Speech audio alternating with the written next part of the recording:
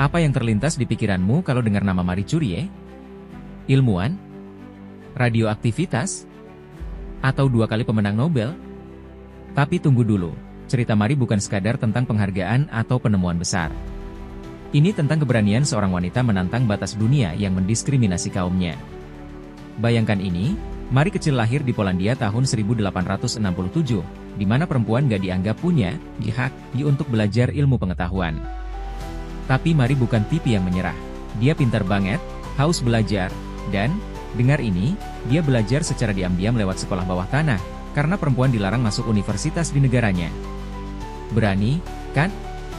Lalu, gimana caranya Marie akhirnya bisa jadi salah satu ilmuwan terbesar sepanjang masa? Dia pindah ke Paris. Di sana, dia kuliah di Sorbonne, walaupun hidupnya berat banget.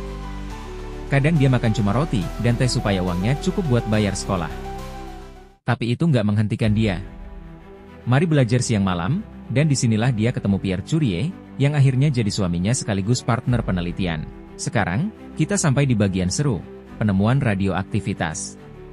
Saat itu, orang masih nggak ngerti kenapa beberapa mineral memancarkan energi aneh.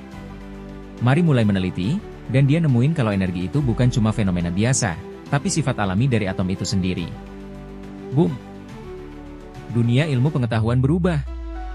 Marie bahkan berhasil menemukan 2 elemen baru, polonium, dinamai dari Polandia, tanah kelahirannya, dan radium. Tapi, kamu tahu nggak? Semua ini dia lakukan di gudang kecil dengan peralatan seadanya. Dia dan Pierre harus memurnikan bertonton mineral untuk mendapatkan sedikit radium. Bayangin kerja kerasnya. Tapi tunggu, ada twist yang bikin kisah ini makin emosional. Marie nggak langsung diakui. Banyak ilmuwan laki-laki meremehkan dia, bilang kalau semua penemuan ini adalah kerja Pierre. Padahal, fakta jelas menunjukkan, Marie lah yang memimpin penelitian. Tapi dia nggak peduli.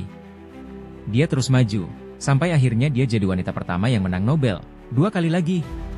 Sayangnya, kerja Marie juga punya konsekuensi. Dia sering terpapar radiasi tanpa tahu bahayanya. Akhirnya, kesehatan dia memburuk, dan dia meninggal di tahun 1934.